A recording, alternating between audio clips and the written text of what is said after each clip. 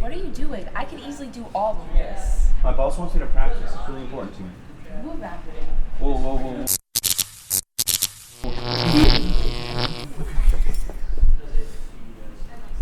What the heck? Whoa, why is my voice so deep? I'm you! You're me! Oh my god. What did you do to me? I don't know. We have to go to school. Yeah, let's just go to class and figure this out later. Okay.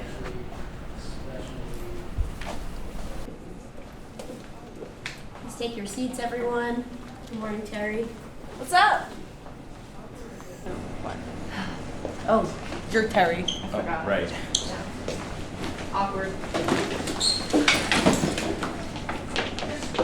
So we're talking about trigonometry. The derivative of a function is tangent line. It's a slope of a tangent line. So it's just a real variable when it measures the sensitivity to change of a function value. That's called the output value. With respect to a change in its argument, which is called the input value. Derivatives are Teacher, what's the homework? It's to read sections 223 and 224, and you have to answer the questions on the last page. Don't worry, it's only 25 of them tonight. Miss Sanders? And yes. I love your shoes today. Oh, I thank you, Terry.